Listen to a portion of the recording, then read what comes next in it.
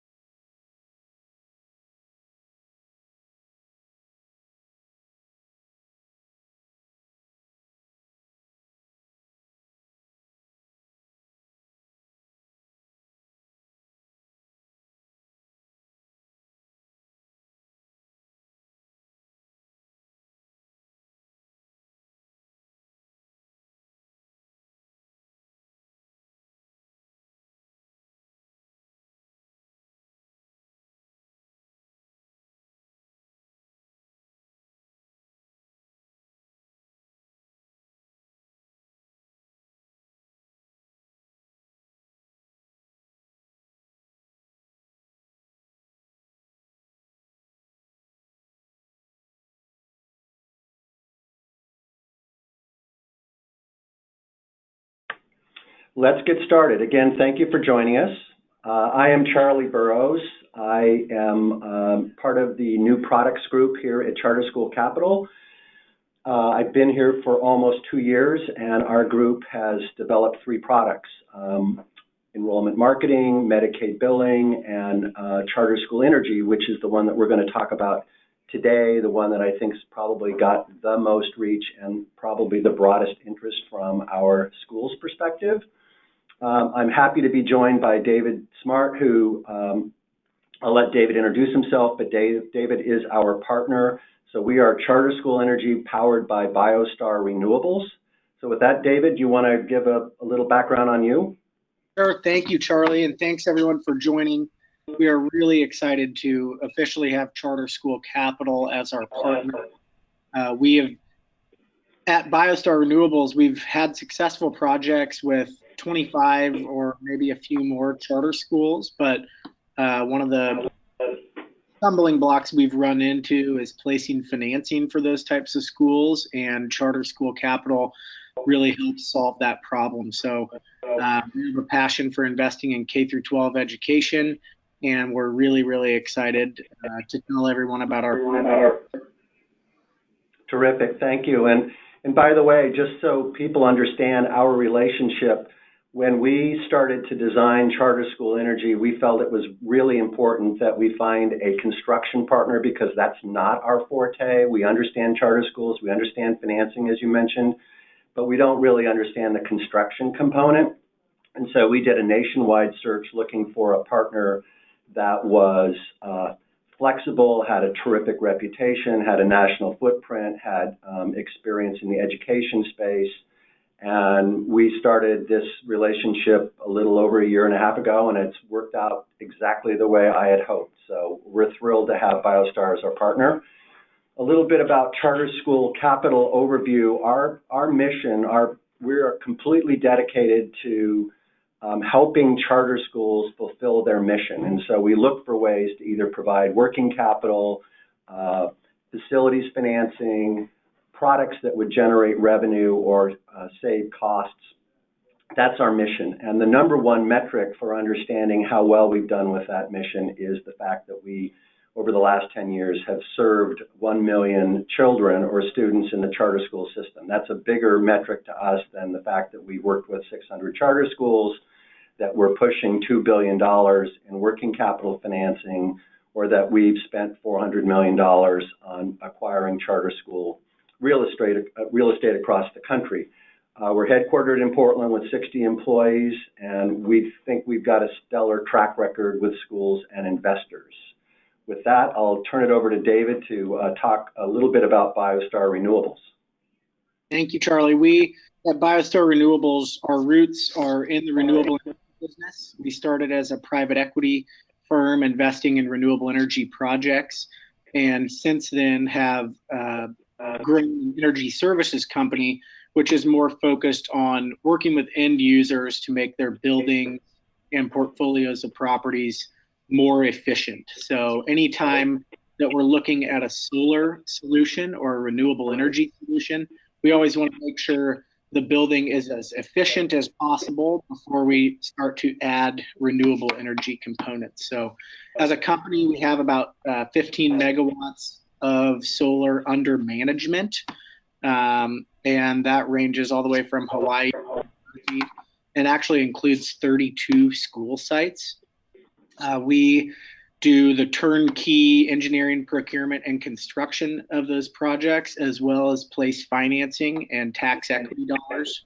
And then from an energy efficiency and energy services standpoint, we've worked in more than 300 buildings across the country, and specific to charter schools, have designed and procured lighting packages for a couple dozen schools across the country. And then finally, our estimators are well certified, which we're going to talk a little bit about today. And they're also AGI 32 certified lighting designers. So we're really able to not only procure the product, but design the product and place the product in a classroom or hallway environment to meet the light levels that are necessary. Solar and lighting and mechanical are typically the three components of our business, which we'll talk a little bit more about here in a few minutes. Terrific, thank you. So our agenda today, now that we've covered introductions and background, is to talk about program benefits, the 9 foundations of a healthy school, healthy building solutions, services included in our program, and energy savings example. So from our perspective, we think the benefits to charter school energy are that we can enhance the learning environment, reduce the environmental impact, create learning opportunities, and address deferred maintenance issues. And so we think the equation looks like healthy buildings equals student health, which equals student thinking, followed by student attendance, which is super important, and even more important is student performance. And lest you think this is something that we sort of just put together in our heads, it turns out that our good, smart friends at Harvard came out with a study in 2019, so it's very fresh, the 9 foundations of a healthy school. So it's air quality, moisture management, dust and pests, water quality, safety and security, noise, lighting and views, thermal health, and ventilation. David? Thank you, Charlie. I want to just look at this chart for a couple of minutes and sort of look at the ways that the different things that we do or solutions we provide impact the school and impact the learning environment. So some typical solutions for us would be to upgrade plumbing systems, make water filters more efficient, upgrades to HVAC and mechanical systems. We're finding that a lot of schools have really outdated HVAC systems, and that is a large capital that they need to address in the near future, if not immediately. And then placing controls on those HVAC and mechanical systems, so giving them a brain, making them smarter so they can understand the patterns of the building and make sure that the building's temperature is not only desirable, but also that when it's not occupied, the set points can be set back and you can save energy that way. LED lighting is almost always a foundation of our projects. If our clients haven't installed LED lighting yet, that's a low cost, high savings solution. And generally, we can take the savings from the LED lighting and actually use those savings to pay for other capital expenditures in the building. And I'll circle back to that and address that in a little more detail. And then finally, we love solar. Solar is not feasible in every market yet, but there are several markets around the country where solar projects are really starting to make events. And that one actually is really nice in these charter school projects from the standpoint of we're seeing that a lot of STEM schools and charter schools are interested in developing curriculum around renewable energy. And we like to think we can help develop that curriculum by making it a reality at your school. And then, of course, any structural enhancements, roofs, windows, foundation issues, we want to make sure we're addressing those, although they don't typically have energy savings associated with them. They are important to making sure that you have a function. And interestingly enough, David, the first project that we did together was actually replacing the roof on a building that we own. So while everybody thought immediately it was going to be lighting, the first one was actually a roof. So it gives, I think, some perspective on the broad array of challenges that charter schools can be faced with, either deferred maintenance and repair or doing things that have return on investment and improving the environment. Roofs typically have a great ROI. However, in that case, as Charlie knows, there were several classrooms which were leaking during heavy rains, and they were having to spend a lot of money bringing in folks to patch the roof and fix the ceiling tiles. And so although it wasn't energy savings, there certainly was an ROI to getting that roof into good shape. Terrific. You know, I'd like to pause the presentation at this point and open up a poll. It'd be really good for us to have a sense of our attendees today in terms of what they're interested in or learning more about. That will give us some perspective when we can sort of guide the conversation. So we're going to pause things for 1 or 2 minutes, and if folks would like to respond to the poll, that would be super helpful to us.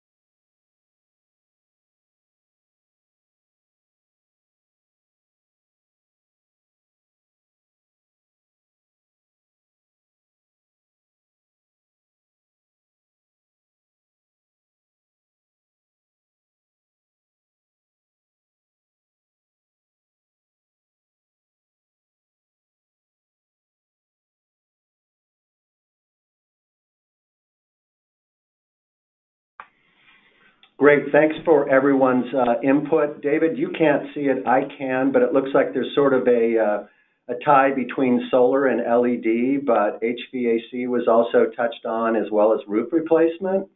So if that gives you any guidance about where you want to take the conversation going forward in the next slide, that's terrific. Thanks everybody for your input. Thank you for voting, everyone. That's great. If we can go to the next slide. Yes.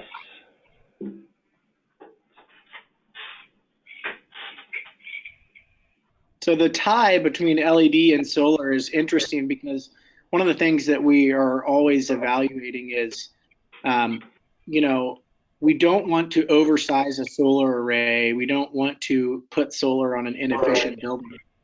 Typically, LED lighting projects have 2 to 4 year paybacks. Whereas solar projects maybe have 6 to 10 year paybacks. But when we look at them together, sometimes we see as low as a 5-year payback on both as a combined efficiency measure. And they both play really nicely together because if we can reduce the building's consumption through the LED lighting, then we can presumably build less solar and have a more affordable project. So glad to hear that's on your minds. Those are 2 of our core competencies, and we would love to talk to you about your specific situation after the call. Some of the services we offer, our program really generally starts with a professional investment grade audit. So we want to come into your building, understand your challenges, what things are working, what things aren't working, and then start to develop a plan and a list of action items and opportunities to upgrade your building. So our proposal and investment grade audit will include energy and financial saving summaries. It will, of course, include costs, and generally it will include financing options if that's needed. And the nice thing, the goal of our projects is to create a cash flow positive project. The goal is to come little to no upfront capital investment with a project that creates net savings over the term of the financing. So that is generally possible, although sometimes we are finding when there's a large roof replacement or a total HVAC and mechanical overhaul, those larger CapEx items do sometimes make that difficult, but we're still able to place financing and allow you to, with little upfront investment, make these necessary upgrades to your building. So we handle all utility rebates. We will go and look for state incentives, federal incentives if applicable. And then, as I mentioned, lease and financing options.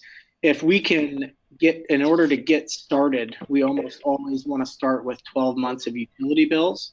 We want to look at what is your consumption pattern, and then also really dive into what's your utility rate. And just knowing your utility rate will allow us to determine what may or may not be feasible in your building. And then, of course, any information you can provide around building drawings, floor plans, square footage is always helpful.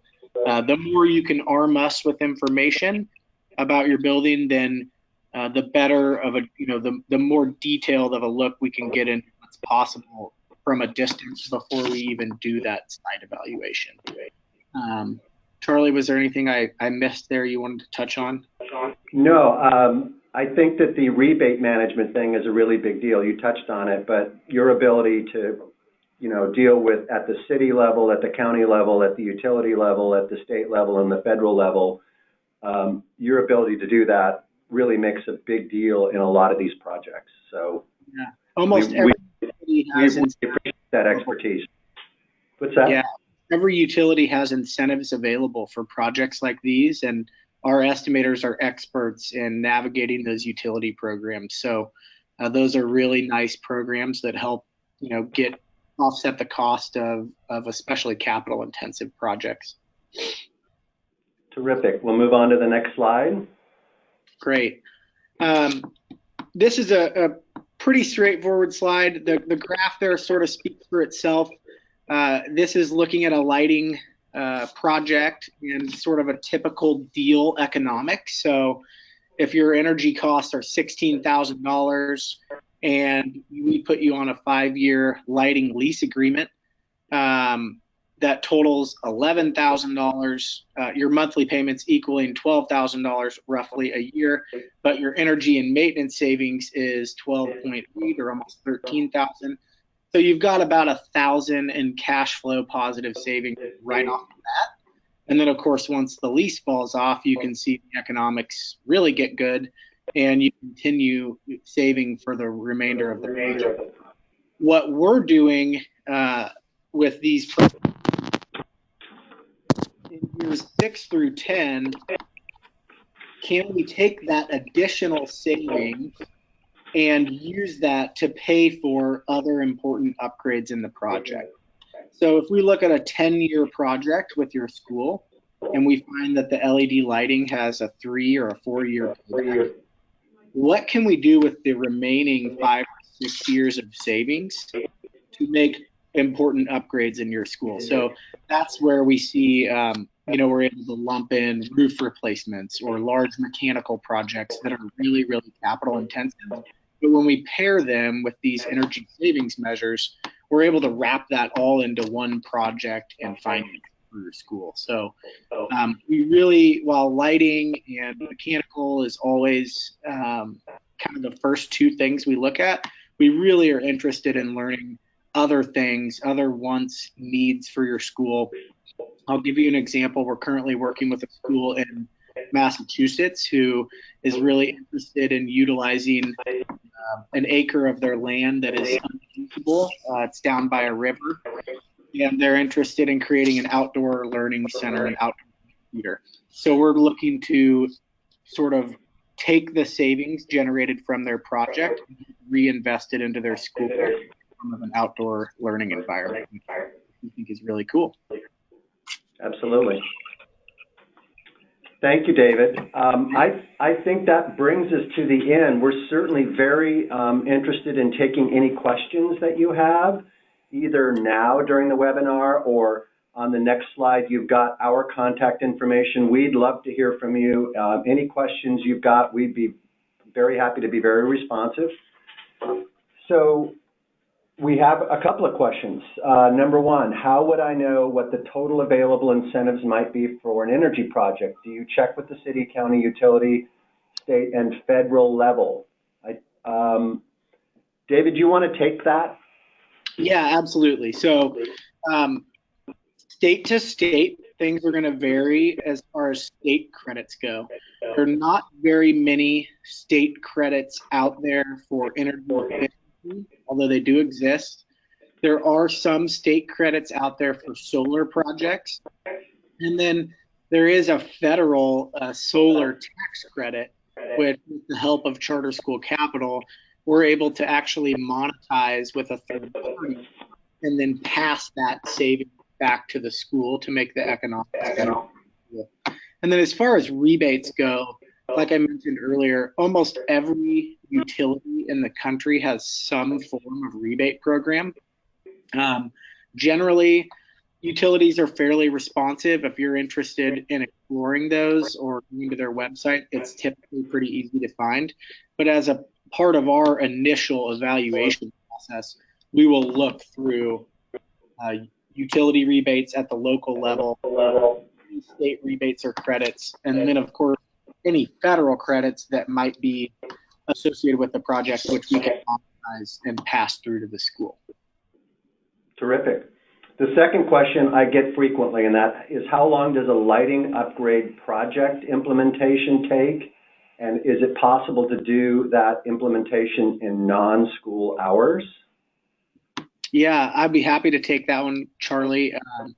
I think from the time that you go and visit a school, and from there we generally need a week or two to create a proposal. And then from the acceptance of the proposal, we'll usually say the installation should be complete in 4 to 6 weeks. Our lighting installation crews are perfectly used to working around business hours, whether that be in a commercial or of course a school. So whether that be night work or early evening into early night, we're very used to working around school hours. And then of course in the time, that's a really nice opportunity, or over spring and breaks are a nice opportunity to work like this done. Fantastic, thank you. Any other questions? David, anything you want to add before we sign off? I don't think so. Just that if any of what we've said is resonating with you, please don't hesitate to reach out to either Charlie or myself. We're eager to learn about your school and learn about what's working and what's not working, and see if we can't lend a helping hand. So thank you so much, everyone, for joining today, and we look forward to subsequent conversations. Yeah, thanks, David. And I want to echo what you just said. There's no obligation for calling us or contacting us and saying, hey, I'm thinking about doing this or that. What should I know? We're here to help. And if we do something together, that's a bonus. So thank you all for joining us. Appreciate it. Would love to hear from you. Have a great day. Thanks, everyone. Thanks, David.